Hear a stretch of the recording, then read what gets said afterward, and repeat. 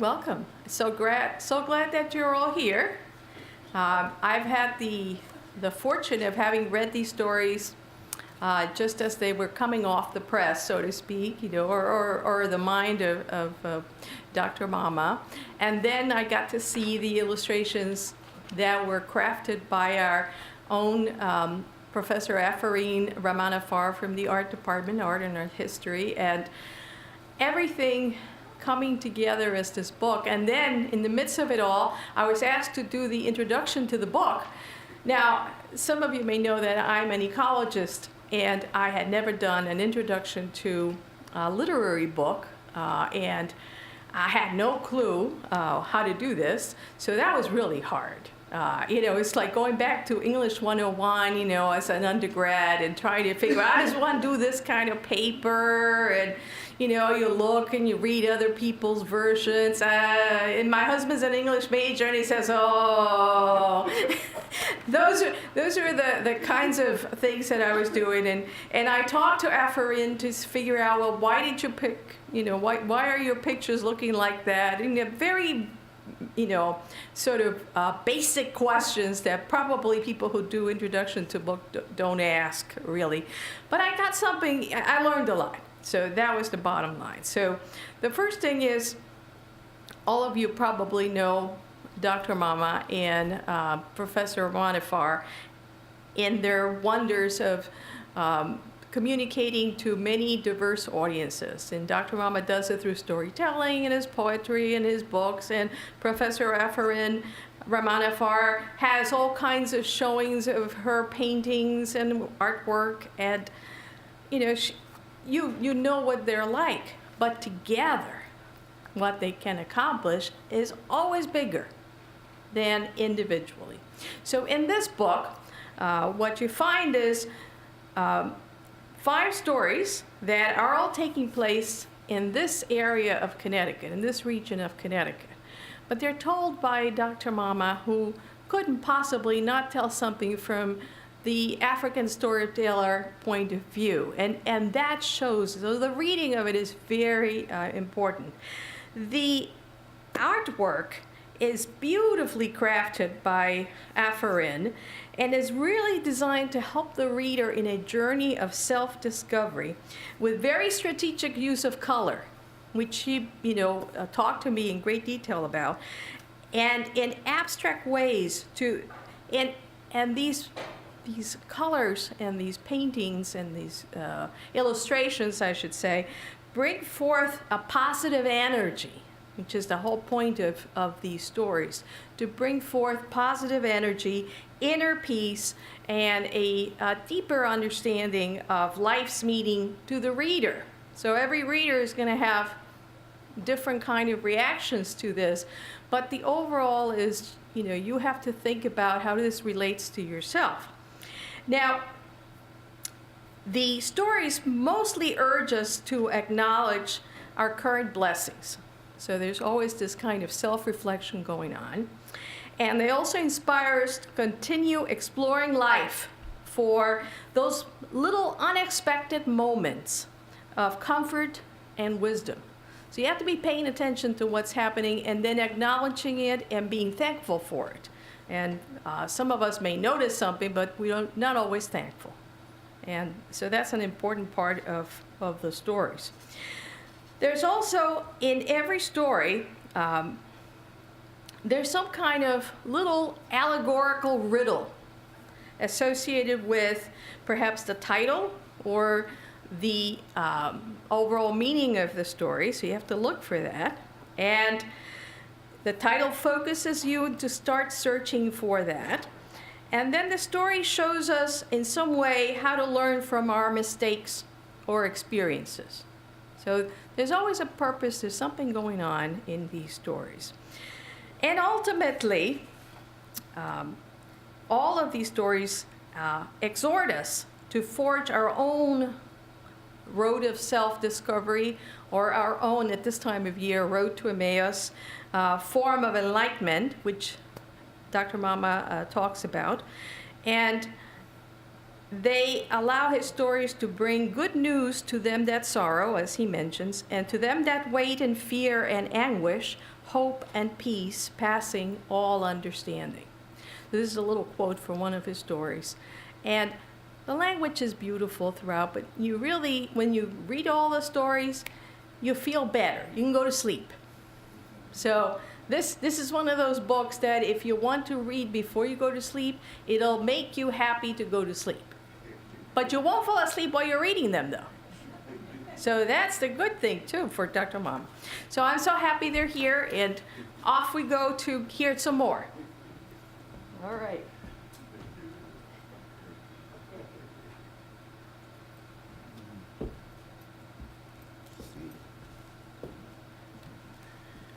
Can you hear me? Yes?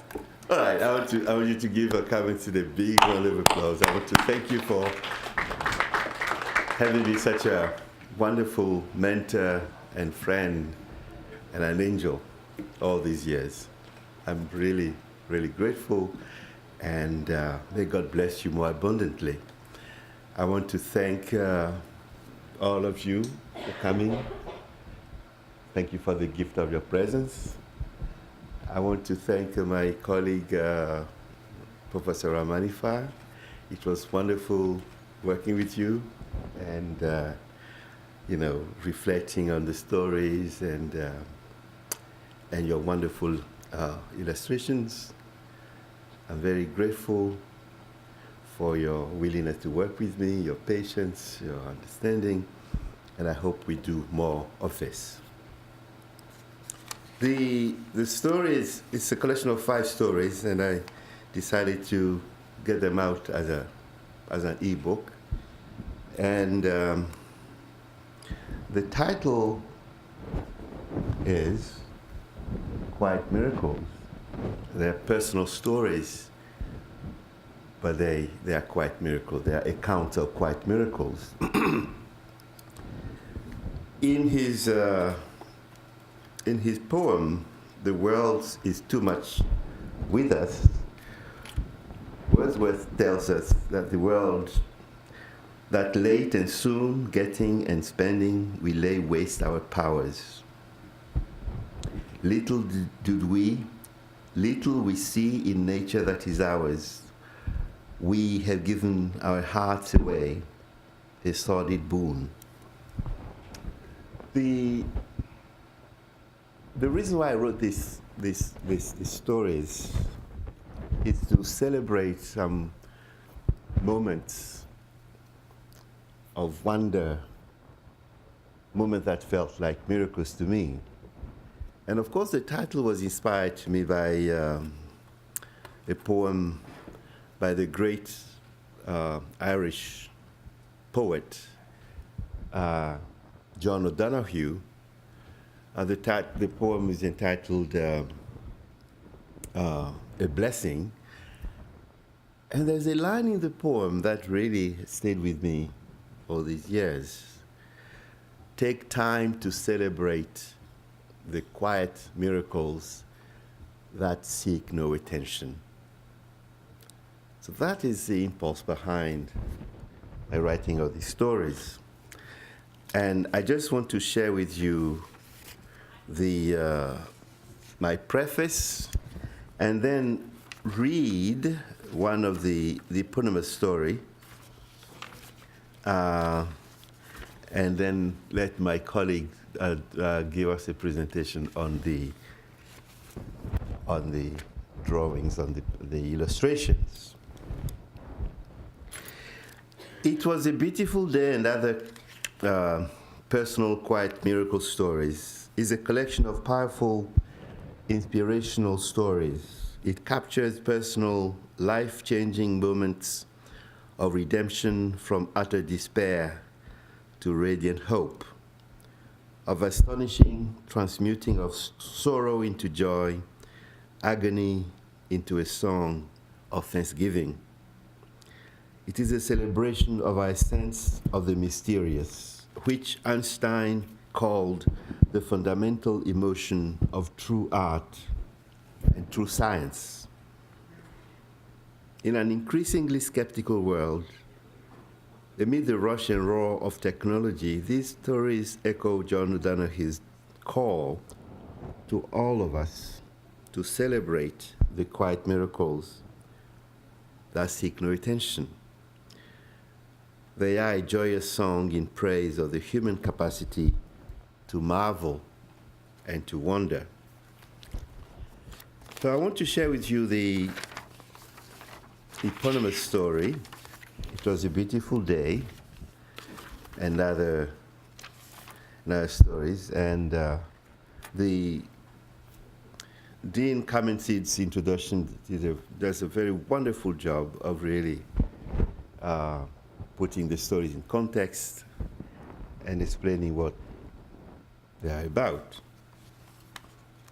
Again, for that I'm very grateful.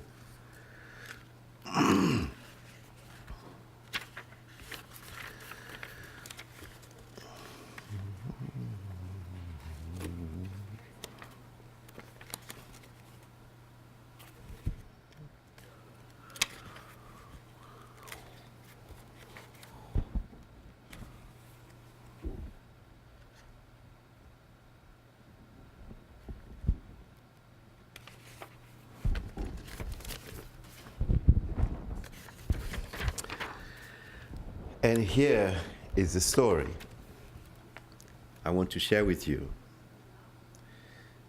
It was a beautiful day. The air was crisp and scented with the perfume of fresh mown grass. The sun was shining bright in a clear blue sky. It was a beautiful day, perfect for Father's Day. All day long I had sung songs of praise and thanksgiving, my heart dancing with joy as a tribute my children had paid me one Father's Day after another ran through my mind again and again. I love you, Dad. You are the best dad in the whole wide world. What greater tribute can a child pay to his or her father than this? In the 3 years since the mother had demanded a divorce and forced me out of our home, I had known unutterable financial hardship. I had known the bitter sting of the lash of slander and malicious gossip. I had known the bitter sorrow of finding myself alone, all alone at Thanksgiving and at Christmas. Though guiltless, I had been handcuffed and shackled like a common criminal and sent to jail for 3 days. But as I faced one ordeal after another, my children's love sustained and shielded me from the demons that drive men to take their own lives or seek refuge in drink or drugs. Count your blessings and call them by name one by one, says the poet. If children are indeed God's greatest blessing, as a popular Yoruba folk song suggests, then am I blessed beyond deserving. One daughter, a graduate of one of Massachusetts' top universities and an award-winning school teacher. The other two pursuing their studies at one of the nation's most prestigious black colleges. The younger twin brother, just 1 year shy of graduating high school and going off to college. All 5 siblings gifted with grace, beauty, glittering talents, magnetic personalities, and a kind heart. So long as they are safe and happy, I would account myself the happiest man on the face of the earth. I got into my car and drove along Route 32 in a buoyant mood, chatting merrily with my companion Gonzalo on the way to the house of my twin son's coach in Norwich, where my son was going to wait for me upon his return from a basketball tournament in Massachusetts. I had dropped him off at the same place 2 days earlier. Before hugging me goodbye, he had told me in a voice breaking with emotion that there was something wrong with him going to Massachusetts to play basketball on Father's Day. Don't worry, I told him cheerily. We will have our Father's Day dinner with your twin brother at your favorite Chinese restaurant in the evening. And it will be as much a celebration of Father's Day as a celebration of your team's victory over his rivals. He flashed me a sad, beautiful smile, gave me a victory sign, and we parted company. The text message he sent me by cell phone shortly before I set out for Norwich to fetch him had left me in no doubt that the dinner we had planned for later that evening was indeed going to be a dual celebration. Hit the road now, Dad. We're only 20 minutes away from Coach's house. Tournament went very well. Scored a lot of points. Dunked a few times. See you soon. Love you. I glanced at the clock. It was 7:15 p.m. The celebration dinner had to be postponed until Thursday or Friday, for there is no way we were going to make it to the restaurant in Manchester before it closes at 9:30 p.m., I said with a sigh. What a shame, Gonzalo exclaimed with a comical Hispanic accent, gesturing wildly and pulling a face of mock disappointment. I am very hungry. You are funny, I said, and we both exploded into laughter. It was then we came upon the scene of an accident at a bend in the road, barely 5 minutes away from our destination. Two cars, one a truck, the other a small front-wheel drive Nissan, had crashed into one another and veered apart. The road, strewn with broken glass and twisted pieces of plastic and metal, was impassable. A small crowd of people was milling about. Neither the police nor the ambulance was anywhere to be seen. All of a sudden, I felt numb all over. Something bad happened here, I said, my heart racing. Madre de Dios, Gonzalo moaned, his eyes widening in terror. In my rearview mirror, I saw cars turning round and driving away. Let's go see what's going on and call 911 if no one has called already, I said, motioning to Gonzalo to get out. It was then I saw in my mind's eye Rahim running towards me in a phantasmagorical display of speed without motion. Rahim is in this accident, I screamed and went rushing forward. I saw two of his teammates stretched out on the ground with various injuries. A drunk driver had come hurtling around the bend, lost control, and smashed his car into the driver's side of the car they were in. Where is Rahim? I gasped. Still in the car, one of them said. The words went through me like a knife. Oh, my son, I howled and went flying over to the car. In the back seat, on the driver's side, I found Rahim motionless, his arms askew, his head resting precariously against the seat. His lower lip was puffed up. Both his eyes were closed. The left one was swollen. Rahim, I cried, catching hold of his hand and squeezing it gently. Please answer me, please. I felt cold, very cold. My son is dead, I howled, taking my head in both hands. Gonzalo gave me a cheerful, sorrowful look. Let's get him out of the car. It may catch fire, he said. I threw my arms around Rahim and with Gonzalo's help pulled him out ever so gently and laid him on the grass a safe distance away.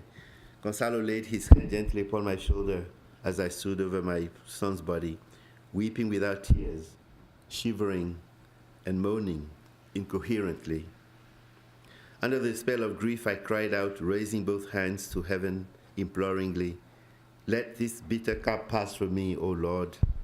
Let the child live and take me instead, but your will be done, not mine, Lord.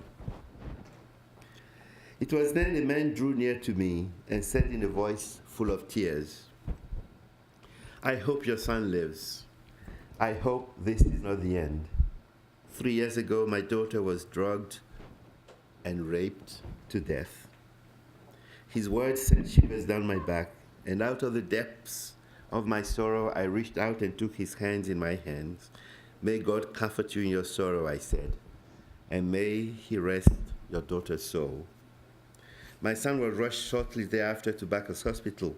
I drove there, I knew not how, and waiting for the doctor to come out of the emergency room to tell me about my son was agony beyond human endurance.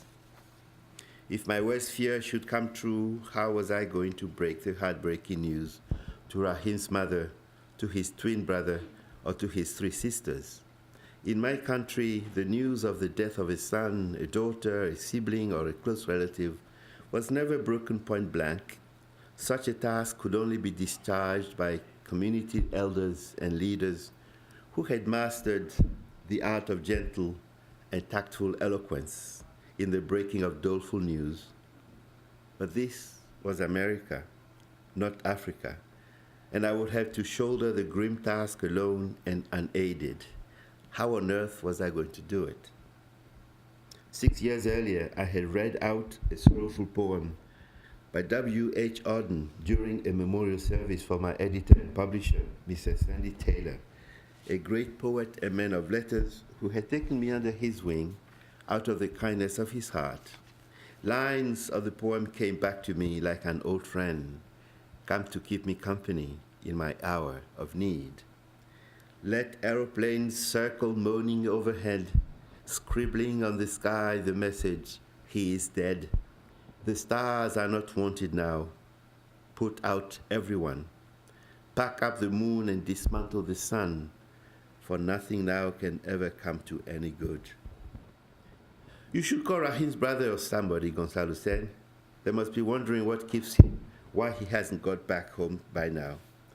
Call Rahim's brother or somebody, I repeated, nodding. Yes, that's what I must do. So I called Rahman on his cell phone and told him about the accident. What? He cried out. I will hand the phone over to Mom. No, I said, just tell her what I told you. I will call again after the doctor attending him comes out of the emergency room. But he handed the phone over to his mom anyway, and speaking as calmly as I could, I told her briefly about the accident and told her I would call again as soon as I spoke to the doctor in the emergency room. She was still screaming when I rang off. When at last the doctor came to me, he held out a glimmer of hope. Your son is alive, not dead, but he has sustained a very serious brain injury, he said. His brain is spotted with blood all over, similar to a shaken baby syndrome. Recovery, when it comes, will be a very long process. The next 48 hours will be critical. Any swelling of the brain will be a game changer. Here at Bacchus Hospital, we have neither the equipment nor the expertise to take care of him. He will therefore have to be airlifted to one of 4 hospitals for treatment: Yale, Hartford, Providence, or Worcester. Quickly, I went over the list in my mind. Hartford was the closest. Hartford, send him to Hartford Hospital, please, said I. And would you please call his mother and calm her down? Here is the number to call.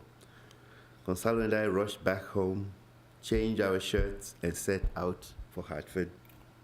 In a dimly lit room in the intensive care unit, I found my son in a coma, a mask covering his face, tubes sticking out of everywhere. I fell to my knees, caught hold of his hand, and burst into tears.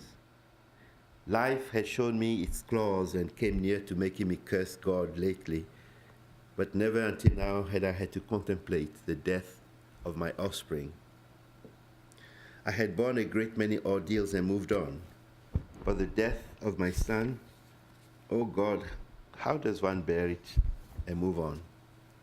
From outside the room, Gonzalo called out to me, Ralph, do not cry, he will be okay, God willing.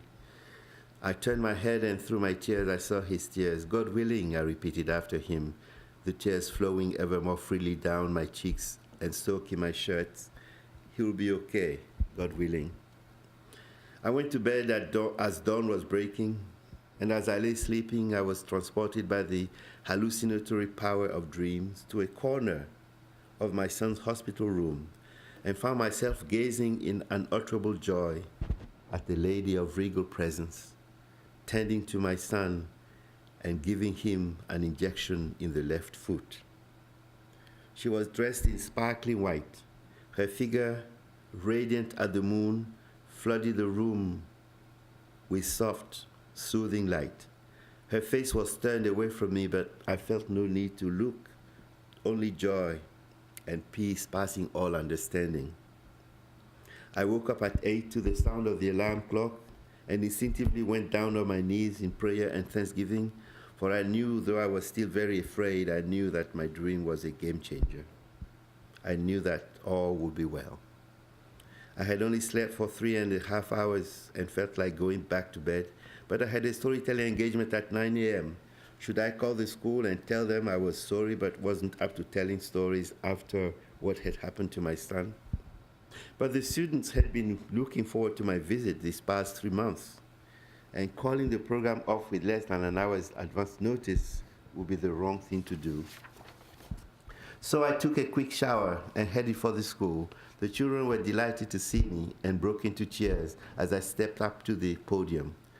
For an hour or so, I told stories to a jubilant audience of students and staff, gave them riddles to solve, sang to them, and danced with them. It was only at our parting that I told them about my son's accident and asked them to keep him and our family in their prayers. The outpouring of love and compassion my words triggered brought tears to my eyes. On my way to the hospital, the dream I had had at dawn came back to me, and all of a sudden I felt hope, a great sense of promise rising in me like a new dawn breaking. And just as sunlight put the shade of night to flight, the fear and the sorrow that had filled my heart since the night before gave way to joy and an inexpressible sense of inner peace. I found a big crowd of friends and well-wishers gathered in the visitors' lounge, awaiting their turn to be let into my son's room, most bearing flowers, all looking sad and forlorn. Never had a hospital lounge looked more like a house of mourning. As I greeted them, I was filled with a great fervor to bear witness to the vision and the dream. And like the apostle to whom Jesus had revealed himself on the road to Emmaus, bring good news to them that sorrow and to them that wait in fear and anguish, hope and peace, passing all understanding.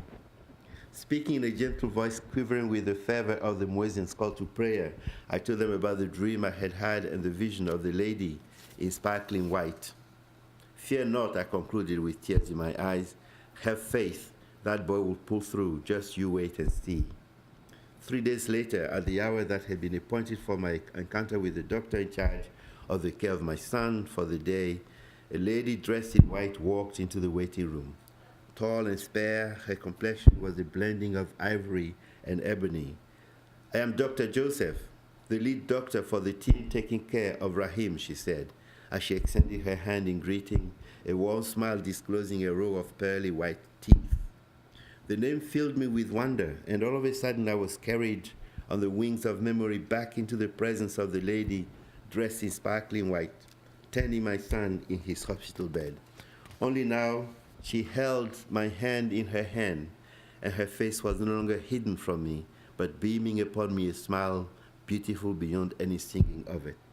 Good morning, Dr. Joseph, I said, snapping out of my trance, my heart thumping against my chest, my hand gripping her hand as though to prevent her from melting into thin air. God bless you. God bless you too, she said, smiling, and led the way to her office. Your son has made wonderful, astonishing progress, she said. Given the kind of traumatic brain injury he had sustained, this is nothing short of a miracle. I will order him to be discharged in 3 or 4 days. He will have to check into a rehab center where he will stay until a team of experts give him clearance to return home, which I expect will be soon. He will, of course, have to be monitored by a neurologist and undergo physical therapy for a while, but your son is out of danger now and well on his way to full recovery. Full recovery, heavens above. A new lease on life with no mental, emotional, or physical impairment whatsoever? In my ear, the phrase had a charm, a magic all its own, and I turned it over and over in my mind like a child licking a delicious candy languorously, delicately, so he could savor it forever and ever. I was delirious with joy and would have fallen weeping at her feet, but fear of embarrassing her checked the impulse. God bless you, Dr. Joseph, I said instead. God bless you all the days of your life. A few days later, my son was discharged from the hospital. On our way to Gaylord Rehab Center, where Dr. Joseph had decided he was going to stay for a while, my son told me something that has stayed with me ever since. When I was in a coma, I had the strangest, most beautiful dream ever, he said. I was sitting by the bank of a calmly flowing river on a mild day, A dog was by my side, and both the dog and I were still and calm as we sat there watching the river flow by. Then I was awoken by footsteps and voices. The story gave me goosebumps, and we both were quiet a while. Then I said, "You who get bored so easily and cannot sit still for a quarter of an hour, how do you feel sitting like that indefinitely?" "I told you, Dad," he said with a gentle smile. "It was beautiful. I had no sense of time passing. I had no worries, no errands to run, no homework to do, no basketball games to play. And you know, I love dogs." Sitting there with my dog beside me and watching the river flow peacefully by filled me with great joy. I nodded again and again as there flashed upon my mind the image of me, his mother, and his siblings wailing and tearing our hair out by its roots while he was sitting with his dog on a river bank where no mortal feet may tread, watching the river flow past. My son and I remained deep in thought a while. Then, as though to break the silence, he played on his MP3 a song I had never heard before, but which made such a deep impression on me, I wept all the way to the rehab hospital, more than 30 miles away. When I am down and oh my soul so weary, when troubles come and my heart burdened be, then I am still and wait here in the silence until you come and stay a while with me. You raise me up so I can stand on mountains. You raise me up to walk on stormy seas. I am strong and I am on your shoulders. You raise me up to more than I can be. Within 5 days, 2 weeks, to the day since his near-fatal brain injury on Father's Day, Rahim was given a clear bill of health by a team of distinguished neurologists and discharged from Gaylord Rehab Hospital. "That boy has been touched by an angel," Gonzalo crooned, his eyes dancing like points of light on water when I told him the news. Touched by an angel of light, truly. Dressed in my Sunday best, my car washed and waxed to a dazzling sheen, I set out to fetch my son. The sky was just as bright. The sky was just as clear as it was 2 weeks earlier on Father's Day. The air was just as sweet. The day brighter still. But the joy that lifted and brightened my heart on that day, poetry and oratory will labor in vain to capture. One would have to envision the ecstasy the apostles must have felt after the agony of Good Friday to get the full measure of my felicity. Thank you so much. And now it's your turn.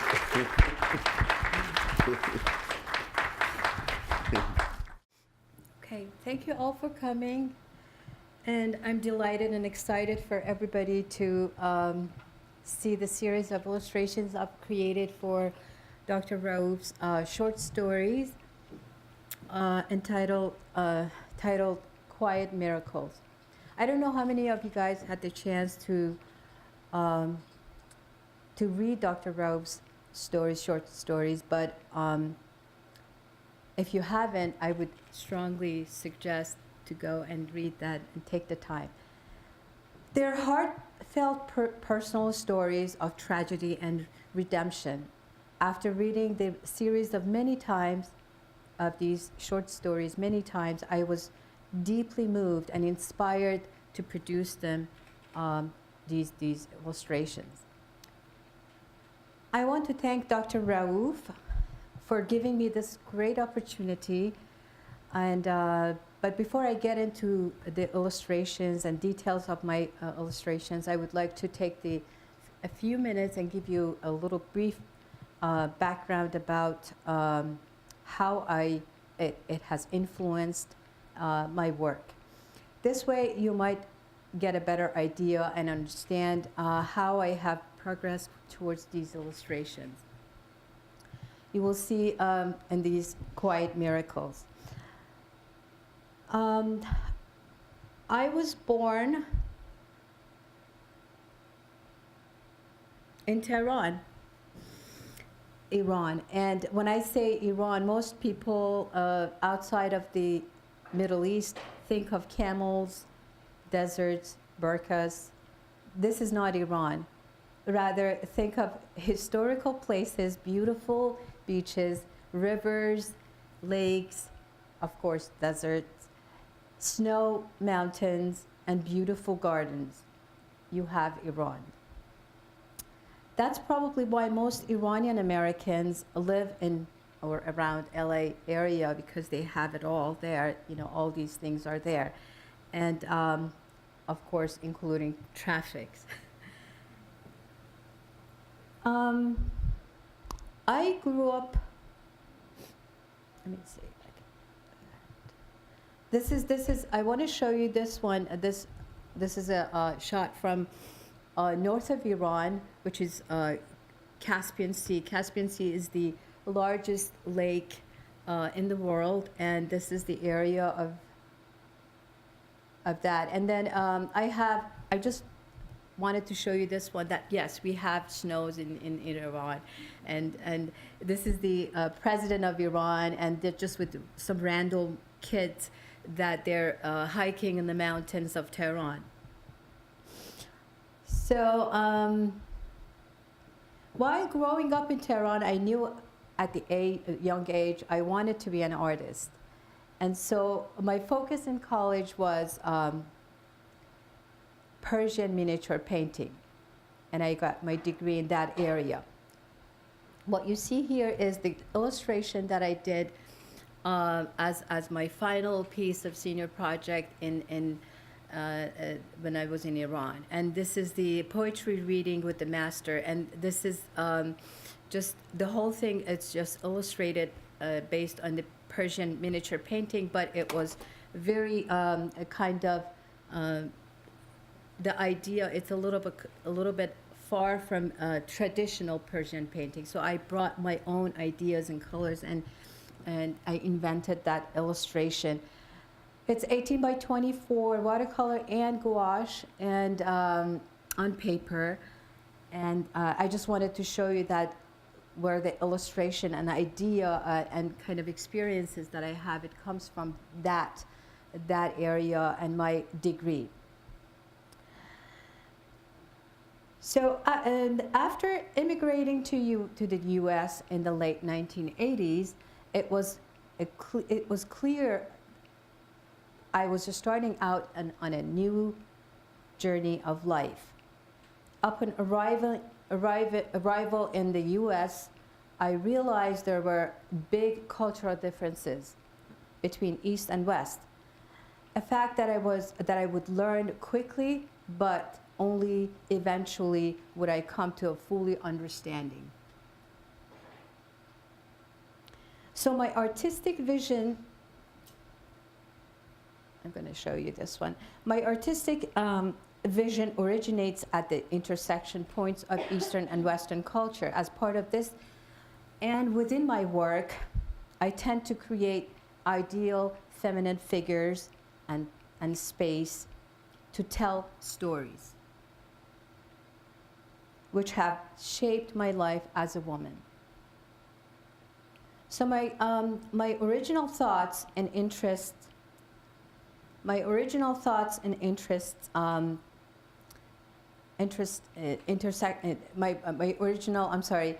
artistic vision originates at the intersecting points of Eastern and Western culture. As part of this, and within my work, I tend to create ideal feminine figures that as I mentioned, and the space to tell stories. My original thoughts and interests upon arriving in the West have always been within stories of women that have to do with politics, culture, religion, sexuality within suppressed societies. I always been interested to bring my characters, the characters of my paintings, and to come to alive. So that was my intention. And then recently I produced a 4-minute film or animated film. I took all my inventive painting and drawings and as a characters as a point of departure, and allow them to speak and talk to each other and tell stories in the presence of Persian manuscripts. So moving forward to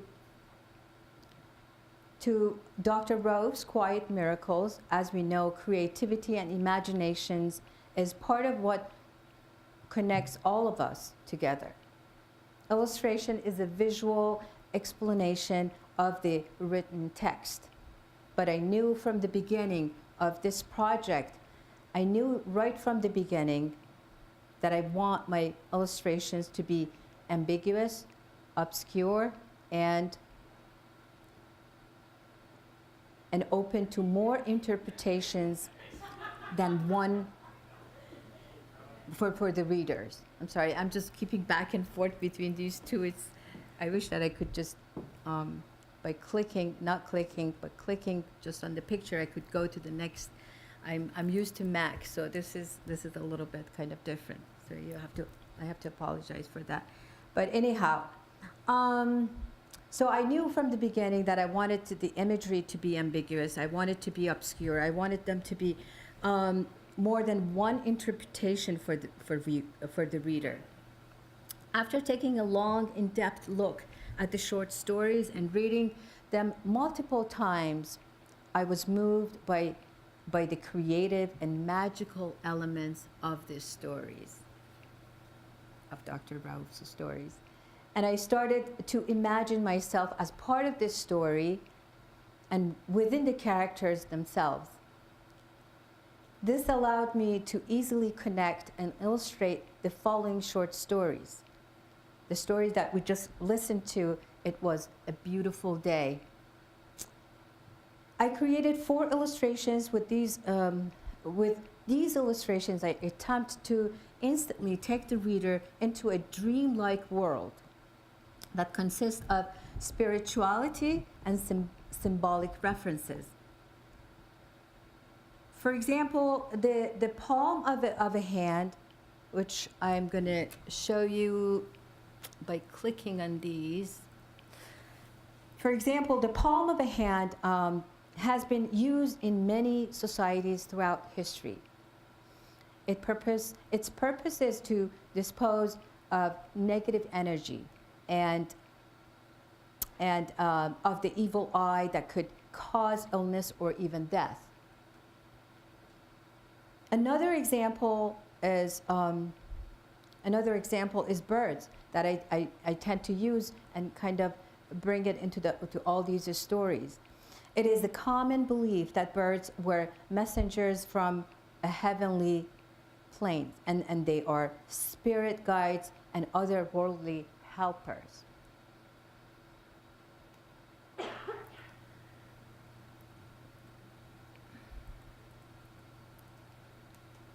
The father and son illustration depicts walking over the river to reach the sky, the celebration of life and goodness. So this one it's about the accident. It's about the shattered and pieces and fragmented pieces that is all over the area. This is just the area that I just talked about the walking over the river. And this one is another illustration that I did for this story, and that's the last one, the 4th one. In the story of Gift of a Lady, the Virgin Mary stands with a gesture of prayer in her eyes. She focuses on the well-being of humanity as a whole. In this illustration, Mary's slight smile is a mask of dazzling light representing Dr. Raouf's resistless desire to hold his mother close one more time before he leaves, referring to the story.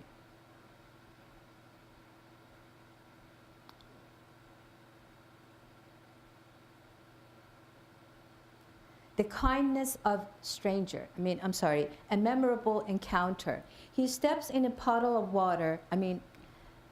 When you look at this imagery, it's quite kind of ambiguous, but I'm trying to sort of give you some ideas that I had in mind, but then again, I leave it open to interpretation of the reader, and I had that intention right from the beginning.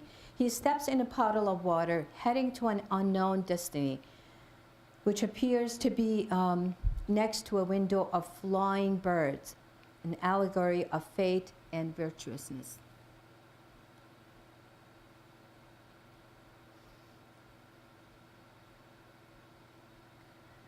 The kindness of strangers. In this illustration, I was inspired by Fairy of Goodness. The breaking waves of clouds are coming through a hand and are followed by a flying bird. The flying bird, with its infinite beauty, takes you to the story of a kindness.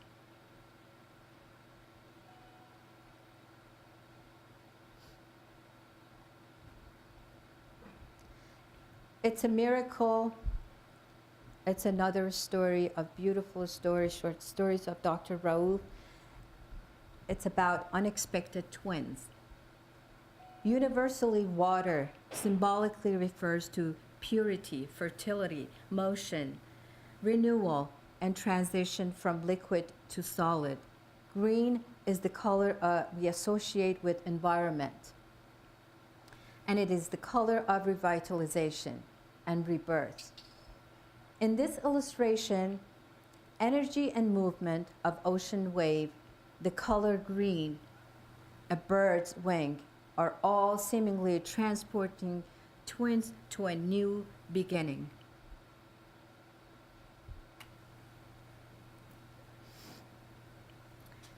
Finally, regarding the color, I used the world, as we all know, the world offers a great color palette for artists and for everyone. In this book, I decided to use a consistent number of colors and keep the number of color to a minimum. Also, as you can see, I chose intense, fully saturated colors to carry this story. So with that, I urge you to read these stories and enjoy Dr. Raouf's short stories titled Quiet Miracles. Thank you. So if you guys have any questions, I'm willing to answer any questions if you have regarding my background area and the area of illustration that I've done before and the paintings that I briefly went over it to give you an idea how I approach my work. And I'm a mixed media artist, and I use different materials to on the surface, and but I started off as an illustrator, and then but I've never done this is great opportunity that Dr. Raouf gave me. It's just brought me back again. I learned so much. I think this was a fantastic opportunity. I brought some of my own experiences with mixed media, and I brought it into this illustration, and I'm quite pleased with that. But if I'm open to any questions, if you guys have any. And also, yes. With your paintings, were they all the same size as the book was going to print again? They're all the same sizes, yes. And yes, I intend to go with the same size, kind of follow that. And any other questions? And also, if you guys, anybody is interested to see the film that I produced, a 4-minute film with Laura Lee, she's here. She's my colleague, I'll be more than happy to show you guys. That film is going to be projected from town hall window for the My Wyndham project for almost a month. Across the street to Woolly Brew walls. So it's going to be projected from town hall to Woolly Brew. But if you guys have time and you want to see the film, I'll be more than happy to show that right now. Yeah. Yes? Yeah. Okay.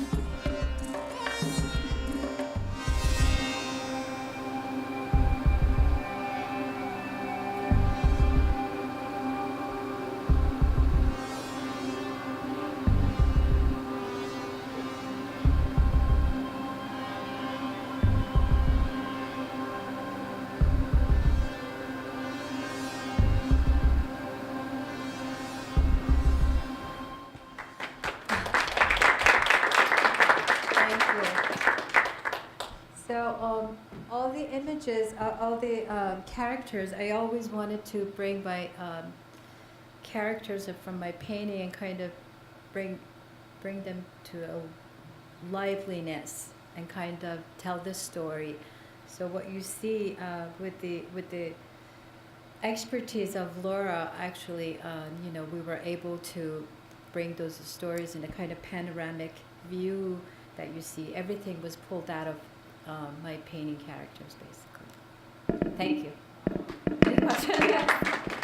Refreshments downstairs in the She has a question. I'm sorry. Intercultural Center. Yes, I'm willing to answer. So can I ask a question? Sure, yes. Fascinating. Oh, I'm sorry I was late, but you teach till 3:15, so. You emphasized that on purpose you went for ambiguity and, can't remember the other words that you used in your illustration. On the other hand, Harold, you are so precise in the language. Even mentioning there were 30 miles left. You slept 3.5 hours. How did you relate to obviously Afarin's kind of concept of making it more fluid, and why did you come up with ambiguity? How do you confront it with that specificity in our writing? I think they're the reverse side of the same coin, I guess. Yes, I think, as you were mentioning, everything was very specific. So I didn't want to really duplicate that and kind of emphasize on it too much. It was already strongly emphasized, and I wanted to let the reader to kind of make those associations with the story. And I started to, focus on the symbolic references that I could bring and kind of challenge the reader a little bit. That was my intention. Any other questions? Yes. Your stories are based on real life, so how much is fiction and how much is really just what happened? That's a very good And question. so what makes it a story? What makes it a story? When I teach storytelling every semester, and I urge my students, because they have to give at least 3 formal presentations, which I evaluate, and I urge them to tell at least one personal story, because personal stories have great potential. How much of this is true and how much of it is fact and how much is fiction? I think everything that happened, everything I retold, was fact. The accident, for example, in the story about my son, the doctor telling me that it was very serious and so on and so forth. The dream, my encounter with the lead doctor, the dream that he told me about, the song, and the fact that he was discharged from the rehab center, a few days after he checked in. But then you had to bring the story alive. That's where the creative part comes in. You had to be able to paint pictures with words in order to make the story real to the reader. So that's, I guess it's my use of words and in my striving to make the story hang together as a story. Because, it's not easy to make art out of life. Life is chaotic. Sometimes it's disordered, and you have to, as you put the experience in the crucible of your imagination, it is transmuted into something greater. Through your use of words, through your use of chronology, your depiction of characters, and so on, and conflict. So I call them personal stories because they're true stories. But at the same time, as a writer, I had to breathe life into them through my use of words, the way I paint pictures with words. That was a good question. Once again, thank you so very much. Thank you, everyone. Thank you. Thanks for your time.